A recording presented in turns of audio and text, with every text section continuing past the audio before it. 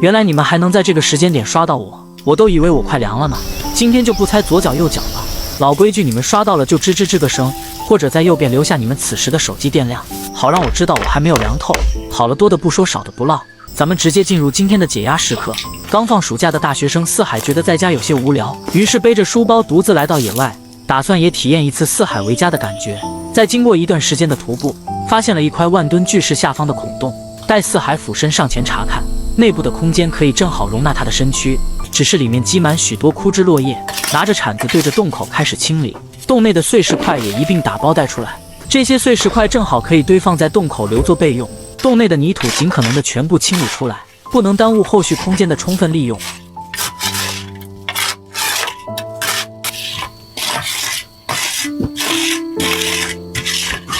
四海把搬出的石头直接垒起在前面的空地处，这样一来庇护所的空间也能变大一点。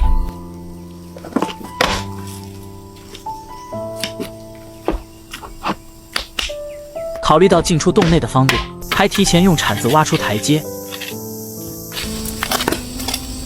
随后四海就可以来到周围收集一些流浪在外的小石头，决定利用这些石头在洞内的缝隙进行填补。毕竟现在正值炎热的夏季，随处可见的野生辣条绝对是对它安全的一种威胁。泥巴配合着石块，正好可以将洞内多余的孔洞修补完整，不会给一些蛇虫鼠蚁留一丝机会。剩余的泥巴四海并没有浪费，而是对着洞内的墙壁进行找平，把泥巴均匀地涂抹到坑坑洼洼的地方。睡觉的地方，他直接用手当作刮板进行抹平。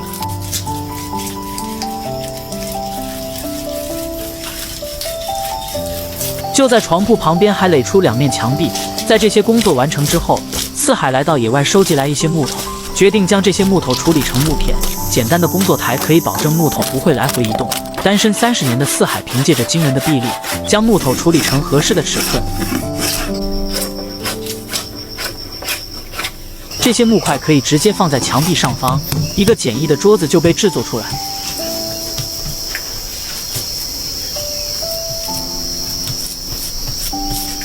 考虑到睡觉问题，四海再次利用木板对着床铺进行装修。尺寸一致的实木板铺在上方，能隔绝掉部分湿气，不至于让他年纪轻轻就患得患失。看着这么精致的床板，四海直接躺在上面感受起来。这样的躺平对他来说也算是一种奢侈。其实四海是个精致的大学生，洞内地面看着已经非常的平整，但是他依旧选择利用木板进行装修。泥巴上方的木片被他平整的铺在一起。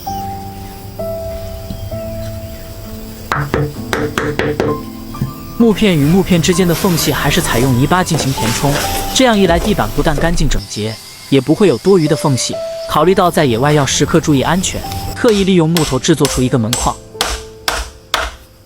将门框放在洞口前方，两侧的缝隙地方还需要利用木桩垒起。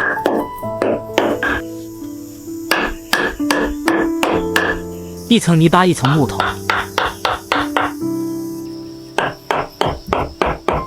很快这个过程就来到了收尾，墙壁看起来也美观整齐。门口前方的空地，四海选择继续使用木片进行贴面，边缘部分采用木桩划分出院子。木板铺装的路面，即使后续下雨，地面也不会变得泥泞不堪。看着庇护所周围并没有过多的颜色，四海还挖来一些草皮盖在洞口两侧。经过这样简单的装修，庇护所变得有生机起来。这么精致的庇护所，大门的安装也需要精准，卷尺测出的尺寸能让误差尽可能减少到最小。木销子将木板固定在门板上，大门的荷叶制作就更为讲究。尺寸刚好的孔洞正好可以固定在门框上，将大门的一半荷叶与门框的荷叶进行组装，便得到了一个安全感满满的大门。随着天色逐渐变暗，四海从旁边找来一根粗壮的木桩，在木桩上方用凿子凿出凹槽，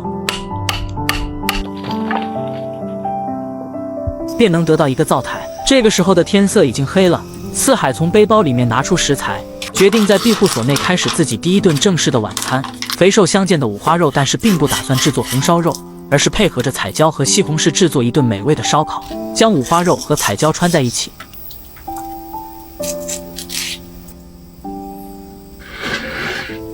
这个时候灶台内的明火已经不见，正是烧烤的最佳时刻。木桩内的温度很热，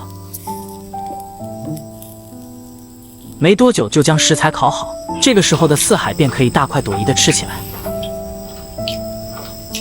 没想到能在炎热的夏天来上一次说走就走的荒野建造。